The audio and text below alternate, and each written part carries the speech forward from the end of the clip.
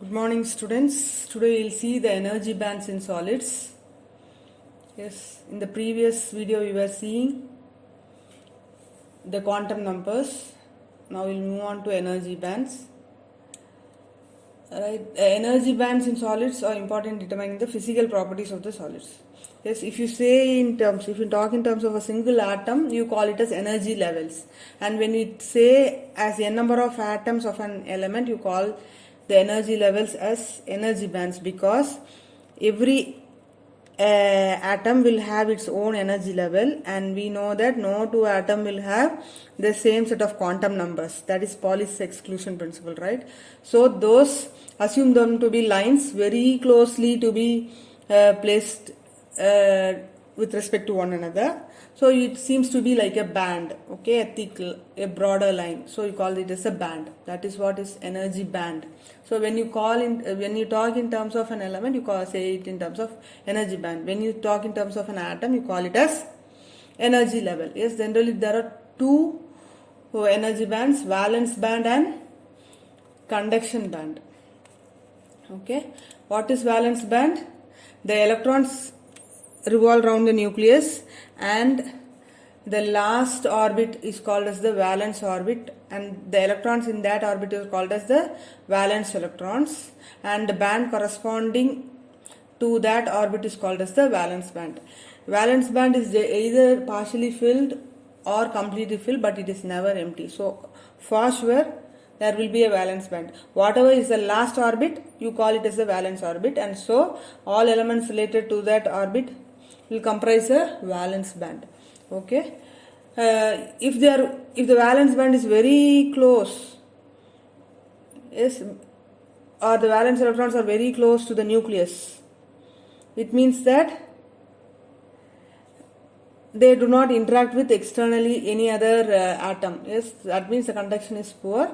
You call them as insulators. If they are loosely bound to the nucleus, then they easily communicate with or interact with the other atoms. You call them as conductors. Okay, even at room temperature, some valence electrons will lead to the conduction band. Those electrons are called as free electrons. Okay, these free electrons, which easily move from the valence band to the conduction band, are responsible for the flow of current. Okay, these electrons are called as conduction electrons. These free electrons, either free electrons or conduction electrons. So the band occupied by these conduction electrons or free electrons is called as the conduction band. Okay, so this conduction band will be above your valence band, and the gap between your valence band and the conduction band you call as the forbidden energy gap, if you remember the previous day's class. Okay,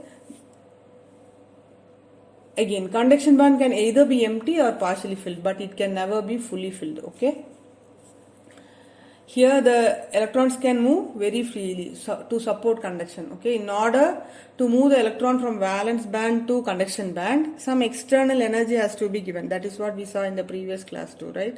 We explained with an example of 25 electron volts and all. It will absorb that energy, and only it will jump from the valence band to the conduction band. Okay, more if the valence electrons are very closely bound to the nucleus, that means higher energy is required to move them to the conduction band. If the valence electrons are far away from the nucleus, then less energy is sufficient, like our magnetic field, right? For force of attraction.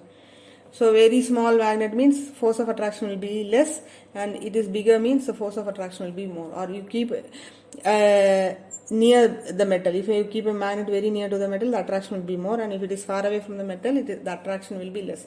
Similar is the case here too. Okay, now we'll see the classification of solids based on the forbidden energy gap. Okay, they are classified as insulators, conductors and semiconductors.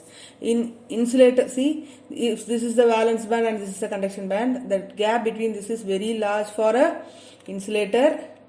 For a conductor, almost both the bands will overlap with each other. They will come one over the other, and in a semiconductor there will be gap, but the gap will be very less. Only small energy is required to move a electron from the valence band to the conduction band.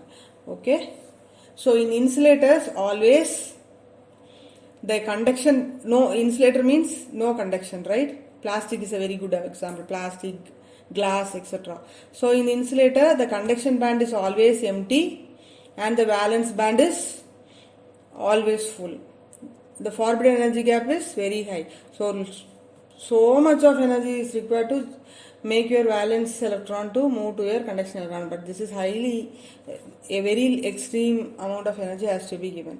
When the temperature is increased, these electrons absorb the energy from your it will absorb the energy because of the increase in temperature, and there is a chance that one or two valence electrons go to the conduction band. Yes, generally the resistivity is very high for insulators. When you come to conductors, there is no forbidden gap. They are overlapping. Conduction and the valence band are overlapping. The valence band is very loosely bound to the nucleus, so that easily all the electrons in the valence band can jump to the conduction band. Here the current flow is very high, so the resistivity is very low. Yes, all metals can be good conductors. Okay, semiconductor. In semiconductors, generally to say the properties of semiconductors lie between that of the insulators and conductors. Okay, so they have partially filled conduction band and valence band. The forbidden energy gap is there, but it is less when compared to insulators. Yes, so an electron can jump from the valence band to the conduction band even in application of very small energy. Okay, increase in temperature causes the valence electrons to move easily from the valence band to the conduction band, and the resistivity lies between that of conductors and insulators. Yes, so generally these are classified based upon the forbidden energy gap between them. Yes, for conductors there is almost no energy gap. For insulators the energy gap is very high, and for semiconductors it is medium. Okay, and from the next class onwards we will see only semiconductors, which is more towards our syllabus. Okay, these are all introductory videos. Yes, now we are slowly moving on to our concepts. Okay, next lecture we will see the properties of semiconductors. Happy learning. Thank you.